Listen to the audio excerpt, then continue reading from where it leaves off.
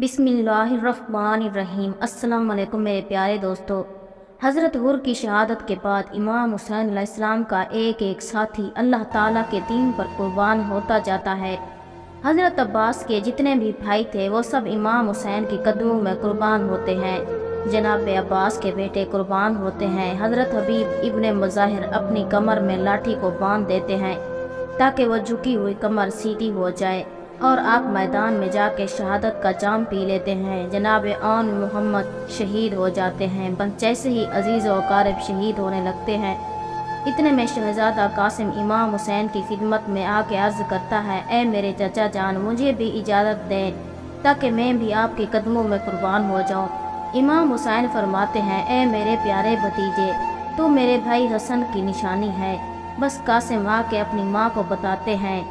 आपकी माँ बीबी उम्मे फरवा फरमाती हैं, ए बेटे, तुम्हारे बाबा हसन ने ये वसीयत की थी, एक वक्त ऐसा आएगा जब पूरी दुनिया मेरे भाई हुसैन के खिलाफ हो जाएगा। उस वक्त ये तावीज़ जो कासिम के बाजू पर बंधा हुआ है उसको खोलना ताकि मेरा भाई मेरे बेटे कासिम को इजाज़त दे दे और मेरा बेटा कासिम मेरे भाई हुसैन के कदमों पर कुर्बान हो जाए। बस शहजादा कासिम को इजाज़त मिलती है। आप मैदान में जाते हैं। जैसे ही आप शेर की तरह लड़ते, मगरिब के लश्कर मशरिक की तरफ, मशरिक के लश्कर मगरिब की तरफ भागते हैं और आप किसी घोड़े से ज़मीन पे आते हैं और आपका जिस्म पामाल हो जाता है। इमाम हुसैन जैसे ही अपने भतीजे की लाश पे पहुँचते हैं तो जैसे ही फूलों को चुना जाता है वैसे ही आपने अपने भतीजे के जिस्म के टुकड़े अबा में जमा किए।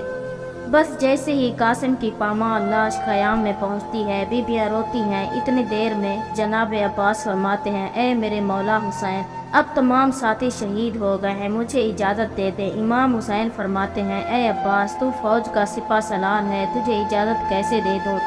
जनाब अब्बास फरमाते हैं, मौला, अब इस फ़ौज में सिवाय अकबर और आपके कोई नहीं रहा। फिर आप फरमाते हैं, ए मेरे मौला, बच्चे बहुत प्यासे हैं।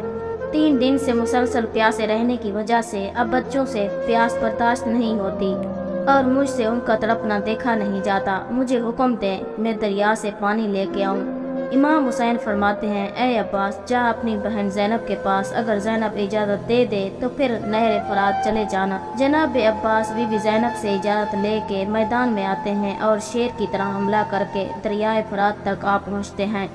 मश्क में पानी भर के बस वापस पलट ही रहे थे। इतनी देर में उमर बिन साद कहता है, देखते क्या हो, अगर पानी हुसैन के ख़याम तक पहुंचा तो उनको मात देना बहुत मुश्किल है। अब्बास को घेर लो और दूर दूर से तीर चलाओ, वार करो ताकि अब्बास खैमे तक पानी ना पहुंचा सके। बस जनाब अब्बास की यही कोशिश होती है कि चाहे कुछ भी हो, ये पानी बीबी सकीना और इमाम हुसैन के बच्चों तक पहुँचे। और फिर जालिम तीर की बारिश कर देते हैं। एक जालिम छुप के जनाब अब्बास पे वार करता है कि आपका एक बाजू कलम हो जाता है। आप अलम और मश्क को दूसरे बाजू में संभाल लेते हैं। जब दूसरा बाजू भी शहीद हो जाता है तो आप अलम और मश्क को अपने दांतों में संभाल के तेज़ तेज़ ख़याम की तरफ बढ़ते हैं। तारीख ने लिखा है कि आप पे इतने तीरों की बारिश होती है कि आपका पूरा जिस्म तीरों से ढकने लगता है और एक तीर आपकी आंख में आ लगता है और एक तीर उस मश्क को लगता है जिसमें जनाब अब्बास ने बीबी सकीना और बच्चों के लिए पानी जमा किया था। बस जैसे ही आप देखते हैं कि मश्क से पानी बहना शुरू हो गया है, आप झुक के अपनी आंखों से तीर निकालना चाहते हैं। इतनी देर में जालिम पीछे से वार करता है और आप किसी घोड़े से ज़मीन पे आते हैं और आवाज़ देते हैं, ए मेरे आका हुसैन, मेरी मदद करें। इमाम हुसैन जनाब अब्बास की लाश पे आते हैं और वसीयत करते हैं कि ए मेरे मौला, मेरी लाश को ख़याम में ना ले जाना, क्योंकि सुबह से लेके अब तक आपने बहुत लाशें उठाई हैं और मैं बच्चों से शर्मसार हूँ कि मैंने पानी सकीना और उस घर तक नहीं पहुँचाया। बस मौला हुसैन खाली मश्क और अलम लेके ख़याम में आते हैं। बच्चे दूर से जब अलम को देखते हैं तो उन्हें लगा शायद अब्बास चचा आ रहे हैं, लेकिन देखते हैं कि खाली मश्क है और खून से भरा हुआ अलम इमाम हुसैन लेके आ रहे हैं और चचा इमाम हुसैन के साथ नहीं। बस बच्चे रोना शुरू करते हैं। इमाम हुसैन बच्चों को दिलासा दे के कहते हैं, तुम्हारी प्यास को रहती दुनिया तक याद रखा जाएगा। मेरे नाना के दीन को बचाने के लिए ए मेरे बच्चों, तुम्हारा प्यासा रहना ज़रूरी है। इतनी देर में जनाब अली अकबर फरमाते हैं, बाबा अब मुझे भी इजाज़त दें। इमाम हुसैन शबीह रसूल अली अकबर का माथा चूमते हैं। आप अपनी माँ और बहनों से इजाज़त लेके मैदान में आते हैं और खुतबा देते हैं, ऐ लोगों, देखो मैं तुम्हारे रसूल सल्लल्लाहु अलैहि वसल्लम का हमशक्ल हूँ। मैं वो बेटा हूँ जिसको मेरे बाबा हुसैन ने दुआ मांग के अल्लाह से मांगा था कि ऐ अल्लाह मुझे ऐसा बेटा दे दे जो तेरे रसूल की सूरत का हो। ऐ लोगों, हम आले मोहम्मद हैं, क्यों हम पे सितम कर रहे हो? हमारा रास्ता क्यों रोका है? हमें छोड़ो, हम कहीं दूर चले जाएंगे। जालिम कहते हैं, अकबर की बात ना सुनो, इसको शहीद कर दो। तारीख ने लिखा है कि सिंखों यजीद की फौज के सिपाही अली अकबर पे हमला करते हैं।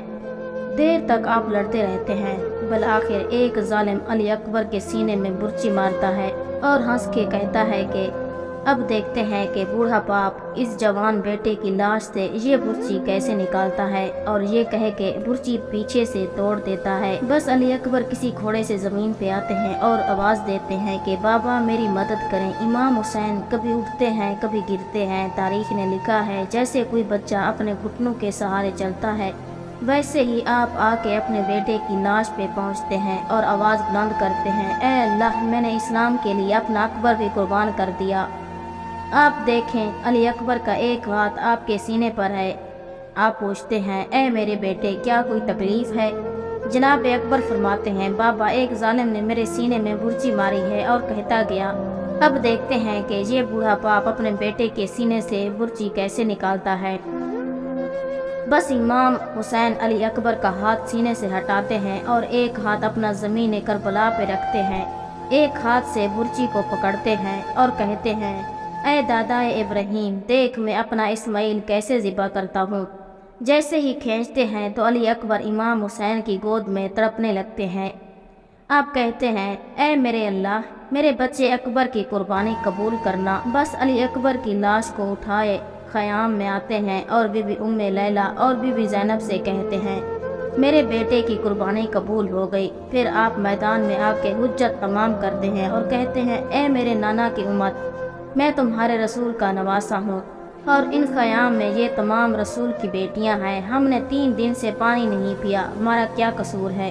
वो सब कहते हैं, तुम्हारा ये कसूर है कि तुम अली के बेटे हो। यहाँ सब अली की औलाद से बदला लेने आए हैं। इमाम हुसैन फरियाद बुलंद करते हैं कि हल मनसर यनसुरना, है कोई मुझे गरीब की मदद करने वाला? तमाम लोग हंसते रहते हैं, लेकिन ख़याम में एक झूले से शहजादा खुद को गिरा देता है और आवाज़ बुलंद करता है, ऐ मेरे मौला, अभी मैं ज़िंदा हूँ। जब रोने की आवाज़ हुसैन के कानों तक आ पहुँचती है, आप ख़याम में आते हैं और कहते हैं कि ऐ बीबियों, अभी तुम्हारा वारिस ज़िंदा है, क्यों इतनी ज़ोर से रो रही हो? बीबियाँ कहती हैं, जैसे ही आपने कहा हल मनसर युनसरना की सदा दी, ये बच्चा तब से मुसलसल तड़प रहा है। इमाम हुसैन अली असगर को सीने से लगाते हैं और उस 6 माह के बच्चे को मैदान में ले आते हैं और कहते हैं, ऐ जालिमो, अगर तुम्हारी जंग है तो मुझसे है। इस 6 माह के बच्चे ने तुम्हारा क्या कसूर किया? और 3 दिन से मुसलसल प्यासा रहने की वजह से इसकी माँ का दूध खुश्क हो गया है। बस थोड़ा सा इसको पानी पिला दो। फौज यजीद हंसती जाती है और कहती है, ऐ हुसैन, अगर बच्चा इतना ही प्यासा है तो इसे कह दो कि खुद हमसे पानी मांगे। इमाम हुसैन अली असगर को देख के कहते हैं और फरमाते हैं, ऐ मेरे बेटे, अपने नाना की उम्मत से पानी मांग। अली असगर फौज की आंखों में आंखें डाल के कहते हैं, ऐ मेरे नाना रसूल सल्लल्लाहु अलैहि वसल्लम के उम्मतियों, मैं तुम्हारे रसूल का बच्चा हूँ और 3 दिन का प्यासा हूँ, मुझे थोड़ा पानी दे दो। अली असगर का वो तड़पना और आपके अल्फाज में वो दर्द सुनने के बाद फौज यजीद हिल जाती है। इतनी देर में उमर बिन साद कहता है कि ऐ हुरमुला, देख क्या रहा है, ये फौज पूरी बागी हो जाएगी, जल्दी निशाना ले और इस बच्चे का काम तमाम कर। बस वो हुरमुला 3 नोकों वाला तीर निकालता है। तारीख ने लिखा है कि वो तीर इतना वजनी था कि अली असगर को चीर के इमाम हुसैन के बाजू में लगता है। अली असगर मुस्कुराते रहते हैं और आपके जिस्म से खून बहता जाता है। इमाम हुसैन अपने बच्चे को शहीद होता देख के चाहते हैं कि ये खून आसमान के हवाले करें। आसमान तड़प के कहता है, ऐ नवासा रसूल, हम क़यामत तक पानी नहीं बरसाएंगे। آپ چاہتے ہیں کہ خون کو زمین کے حوالے کر دیں۔ زمین رو کے کہتی ہے، اے نواسۂ رسول، ہم قیامت تک اناج نہیں اگلیں گے۔ آپ نے اپنے بچے کے خون کو اپنے چہرے پہ مل لیا اور خیام میں آ کے بی بی رباب کو اصغر دیتے ہیں اور کہتے ہیں، تمہارے اصغر کی قربانی قبول ہو گئی۔ بس پھر پھٹے پرانے کپڑے پہن کے اپنے بیٹے سجاد کے خیمے میں آتے ہیں، جو اس وقت بستر بیمار پہ ہوتا ہے۔ آپ فرماتے ہیں، اے سجاد، اپنے بابا کا آخری سلام قبول کر۔ امام سجاد چاہتے ہیں کہ مجھے بھی اجازت ملے میدان میں جانے کی۔ امام حسین فرماتے ہیں، سجاد، تمہارا امتحان اتنا آسان نہیں بیٹا، ہمیں شہید ہونے دو، اس کے بعد تمہیں بیٹیوں اور بہنوں کے ساتھ قیدی ہونا پڑے گا اور کوفہ اور شام کے بازاروں میں پتھر کھانے پڑیں گے۔ پھر تمام بیویوں سے الوداع کہہ کے میدان میں آتے ہیں۔ تاریخ نے لکھا ہے، آپ نے خطبہ دیا اور اس خطبے میں یہ فرمایا، اے ظالمو، اس لشکر میں کافی ایسے لوگ بھی موجود ہیں جنہوں نے خود اپنی آنکھوں سے دیکھا کہ میرے نانا حضرت محمد صلی اللہ علیہ وآلہ وسلم مجھے اپنے کندھوں پہ اٹھا کے گھمایا کرتے تھے، مجھے اپنی زبان چسایا کرتے تھے اور یہ کہتے تھے کہ اے لوگو، میں حسین سے ہوں، حسین مجھ سے ہے۔ عمر بن سعد اور شمر زور زور سے ہنستے ہیں اور کہتے ہیں، حسین کی بات نہ سنو اور حملہ کر دو۔ تاریخ نے لکھا ہے کہ سینکڑوں سپاہی امام حسین پہ وار کرتے ہیں، امام حسین سب کو فنار کرتے ہیں۔ پھر ہزاروں کا لشکر ایک ساتھ حملہ کرتا ہے، امام حسین ان کو بھی فنار کرتے ہیں۔ بس اتنی دیر میں آواز آتی ہے، حسین پہ ایک ساتھ حملہ کرو۔ بس ایک طرف رسول اللہ کا نواسہ جو 3 دن کا بھوکا پیاسا ہے اور دوسری طرف 9 لاکھ کا لشکر۔ امام حسین شیر کی طرح ایسے حملہ کرتے ہیں کہ فوج بھاگنا شروع کر دیتی ہے۔ کوئی دریائے فرات کی طرف بھاگتا ہے تو کوئی کوفے کی طرف واپس پلٹ جاتا ہے۔ عمر بن سعد کہتا ہے، میں نے خود علی سے سنا کہ میرے تمام بیٹوں میں سب سے اچھی جنگ حسین لڑتا ہے۔ اے لوگو، حسین کو مات دینا ناممکن ہے، بس دور چلے جاؤ اور حسین کو تیر مارو۔ اور کچھ سپاہی جا کے خیام کو آگ لگا دیں۔ جب حسین خیام کی طرف جائیں گے تو تم تیر مارنا، اور جب حسین تمہاری طرف آئے تو تم خیام کی طرف پلٹنا۔ بس سپاہی دور جا کے امام حسین کو تیر مارنا شروع کرتے ہیں۔ تاریخ نے لکھا ہے کہ کوئی نیزہ مارتا ہے، کوئی بھالا پھینکتا ہے، کوئی تیر مارتا ہے، کوئی تلوار مارتا ہے۔ جس کے پاس مارنے کے لیے کچھ نہیں ہوتا، وہ کربلا کی گرم زمین سے پتھر اٹھا کے امام حسین کو مارتا ہے، اور وہاں خیام کو آگ لگانے کی صورت میں بیویوں کی آوازیں بلند ہوتی ہیں۔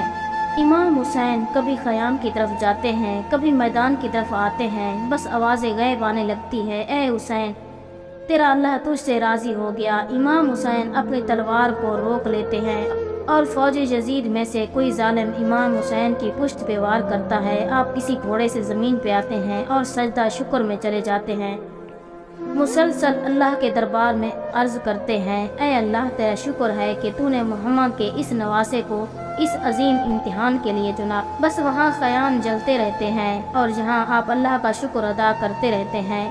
اتنی دیر میں ظالم آگے بڑھتے ہیں اور امام حسین کا سر کاٹنا چاہتے ہیں۔ تاریخ نے لکھا ہے کہ جو بھی امام حسین کے قریب آئے، امام حسین کی آنکھوں میں ان کو رسول اللہ کا چہرہ نظر آئے، وہ دور چلے جاتے ہیں۔ شمر کہتا ہے کہ یہ کام مجھ سے ہی ہونا ہے۔